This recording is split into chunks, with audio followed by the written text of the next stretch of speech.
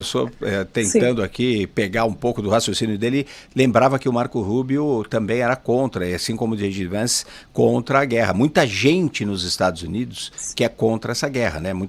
É uma guerra muito pouco popular. Então, Sim. isso tem um impacto muito grande dentro do movimento MAGA, por exemplo.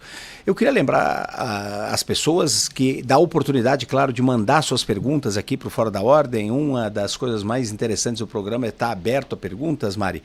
E nós temos várias perguntas aqui. Eu queria passar algumas delas para você. Eu queria começar, por exemplo, e aí justamente sobre esse ponto que a gente está falando, da popularidade do presidente Donald Trump, uma pergunta da Silvia Rosler.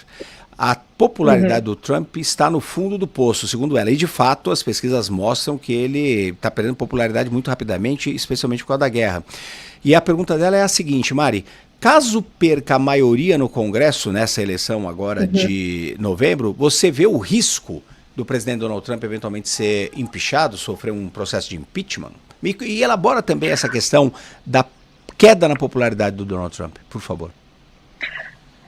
O risco do impeachment existe, mas a gente precisa lembrar que aqui nos Estados Unidos o impeachment não depõe o presidente, né? Uma coisa é você ser impeachmentado pela Câmara dos Deputados e a outra coisa é o Senado também aprovar que o presidente seja deposto. Então, o próprio Trump, por exemplo, ele já foi alvo de 2 impeachments e não foi destituído do cargo. Então, é diferente do Brasil. Os Estados Unidos nunca destituíram um presidente. Então, o impeachment, talvez, dependendo do que vai acontecer daqui para frente, de Congresso, dos rumos do segundo mandato, enfim, há sempre uma possibilidade, porque os Estados Unidos já fizeram isso antes. Agora, sair do cargo, ser deposto, isso realmente eu acredito que não, porque isso nunca aconteceu, é muito difícil, né? Claro que a gente está vendo vários momentos sem precedentes, eu falei muito na corrida eleitoral esse termo, sem precedentes, porque muitas coisas novas estavam acontecendo aqui nos Estados Unidos e continuam acontecendo,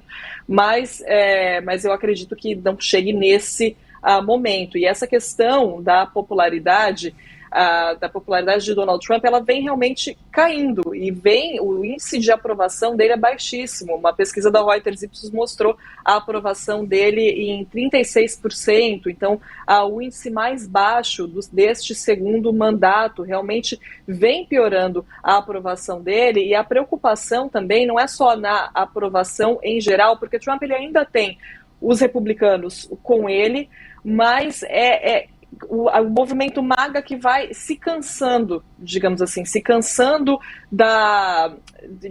dessa guerra, principalmente, se cansando dos preços mais altos aqui para os americanos, porque historicamente a gente sabe que é quando a população sente no bolso que ela vai atrás de mudança de poder, principalmente, né? Então, política externa dos Estados Unidos dificilmente é um fator que muda resultado de eleições, mas quando uma política relacionada a uma política externa acaba tendo um efeito doméstico aqui, sim, como é o caso agora. Então, essa guerra machucou bastante Donald Trump, e até é interessante que o presidente do Irã, o Mahmoud Pezeshkian, publicou uma carta endereçada aos americanos perguntando algo que muitos americanos se perguntam também, e até o movimento MAGA. Olha que interessante, perguntando o seguinte: essa guerra serve mesmo aos interesses do America First, ou seja, dos Estados Unidos em primeiro lugar? Essa foi a pergunta que o presidente iraniano fez para os americanos, em uma carta endereçada aos americanos, e uma pergunta que o movimento MAGA começa a se fazer também, esse movimento tão próximo de Donald Trump. E aí, como o professor Vitélio estava dizendo, tem a figura de J.D. Vance como vice-presidente, um vice-presidente que claramente era contra essa intervenção, fez comentários muito comedidos em público, porque a gente tem visto, né, todas as mudanças no gabinete de Donald Trump. Muitas vezes nem sendo leal a Trump, garante que você continua no governo, como a gente viu agora com a Pam Bondi, a procuradora-geral que foi demitida. Então, J.D. Vance toma muito cuidado com o que ele fala ali em público, mas é um exemplo de pessoa próxima de Donald Trump que começa a se distanciar, assim como tem acontecido com os eleitores, e tudo isso no ano que os Estados Unidos renovam 1/3 do Senado e toda a Câmara dos Deputados agora no final do ano.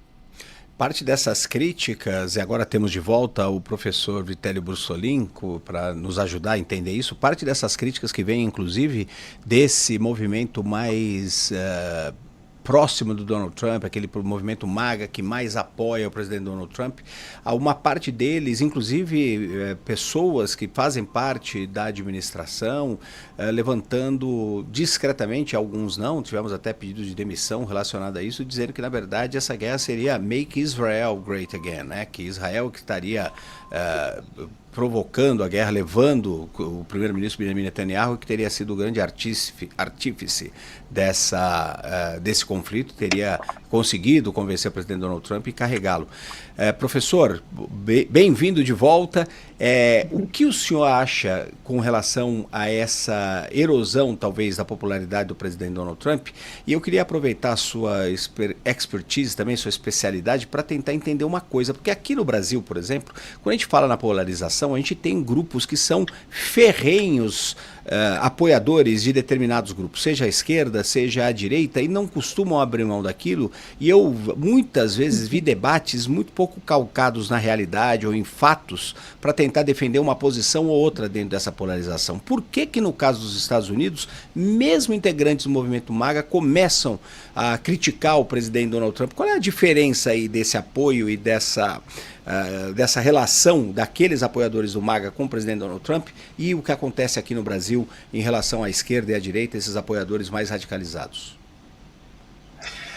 Olha, essa pergunta é bem complexa, Américo. Tomara que a minha conexão não caia antes de explicar o que eu penso a respeito. Por isso foi feita a você, porque é o especialista disso. Veja só, o movimento MAGA é contra, como nós sabemos, guerras intermináveis, como a do Afeganistão e do Iraque, contra tropas no terreno.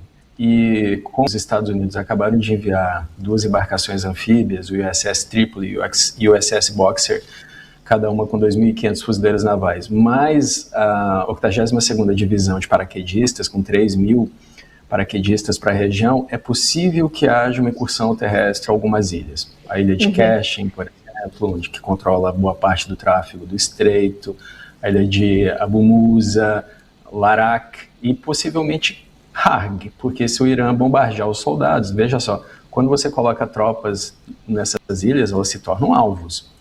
Não é possível para os Estados Unidos e Israel evitar ataques de drones ou mísseis a países aliados ou ao próprio território de Israel nesse momento, à base dos Estados Unidos. Então imagina os soldados no terreno nessas ilhas. Então a ilha de Harg seria uma forma de pressionar o Irã a não atacar, porque se atacar vai destruir também a infraestrutura daquele local, que é muito valiosa para o Irã. O Irã não tem oleodutos que conectem a sua produção a outros países. Tentaram construir um oleoduto conectando a China via Paquistão, mas as sanções impediram. Tem alguns gasodutos ali para o Iraque, para alguns países da região, mas não há como o Irã escoar sua produção de petróleo, que é significativa, Américo. São 3,5 milhões de barris por dia, é 3,5% da produção mundial, e é muito importante para o país, para o Irã, no caso.